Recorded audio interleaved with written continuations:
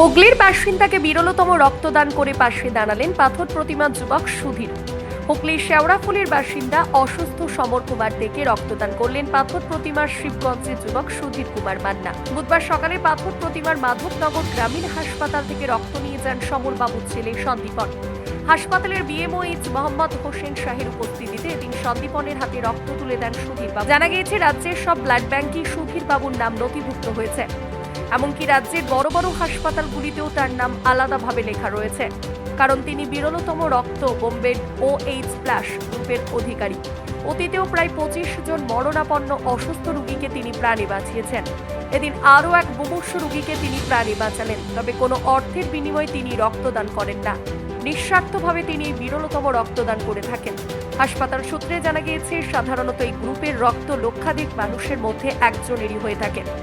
এই রক্তের গ্রুপ খুবই বিরল হওয়ার কারণে স্বাস্থ্য দপ্তরের কাছে সুধীরবাবু খুবই গুরুত্বপূর্ণ একজন ব্যক্তি। এ বিষয়ে রক্তদাতা সুধীর কুমার মান্না বলেন, 2009 সালের একটি রক্তদান শিবিরে রক্তদান করেছিলাম। কলকাতার মানিকতলা সেন্ট্রাল ব্লাড ব্যাংকের মাধ্যমে জানতে পারি যে আমার রক্তের গ্রুপ। সেই থেকে আর কোনো শিবিরে রক্তদান করি না। এই গ্রুপের রক্তের প্রয়োজন পড়লে সরকারি ব্লাড ব্যাংকগুলি থেকে ডাক আসে। তখন প্রতিবেশী শুভ্রাংশু শেখর নায়েক, ভাগ্যধর মাইতি ও সুজিত মাইতিকে সঙ্গে নিয়ে গিয়ে রক্তদান করি।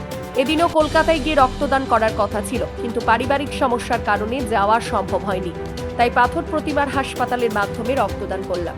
যে রক্ত দেওয়ার যে বিষয়টা হলো সেটা হচ্ছে আমাদের ঊর্ধ্বতন কর্তৃপক্ষের কাছ থেকে খবর আসে যে এরকম একটা রোগী কলকাতার কোনো এক হসপিটালে ভর্তি আছে, তার জন্য রক্ত লাগবে।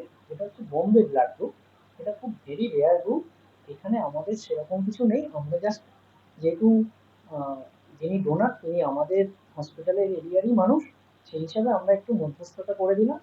যেহেতু যে গুরুতর যে অসুস্থ মানুষটা, মুমূর্ষু যে রোগীটা ভুগছে, একটু যদি তার উপকারে আসে সেই জন্যই আমরা দাঁড়িয়ে একটু মধ্যস্থতা করে দিলাম। এর বাইরে আমাদের সেরকম কিছু খুব একটা ভূমিকা এখানে নেই।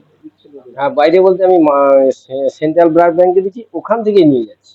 মানে আমি আর কোথাও যাচ্ছি না, ওই ব্লাড ব্যাংকে দিই ব্লাড। আমি আর কোথাও দেবো না বলে বলেছি, যেহেতু আমার বাবা নেই, আমার কাকুর সাথে থাকেন, উনি সব দেখাশোনা করেন সবসময়। আজকে এরা আমাকে এই ব্লাড ব্যাংক থেকে বিভিন্ন জায়গা থেকে, কাকদ্বীপ থেকে ফোন করেছি, ডায়মন্ড হারবার থেকে ফোন করেছি, এবং মানিকতলা সেন্ট্রাল ব্লাড ব্যাংক থেকে ফোন করেছি যে একজন রুগী অসুস্থ, তিনি তার ইউরিনের সঙ্গে ব্লাড বেরিয়ে যাচ্ছে, দরকার। না, এর জন্য কোনো টাকা নিইনি আমি। আমরা নট ফর সেল, আমি দানই করে যাচ্ছি। হ্যাঁ, ওরা সাম্মানিক টুকটাক হয়তো ফল টল দিল, এইটুকুই। আর আমি দাবিও করি না যে পয়সা দিতে হবে। আর ওনারা অনেক সময় বলেছিলেন যে চাকরি বাকরি বা কোনো কাজ টাজ দেবেন, এখনো পর্যন্ত কিছু পাইনি।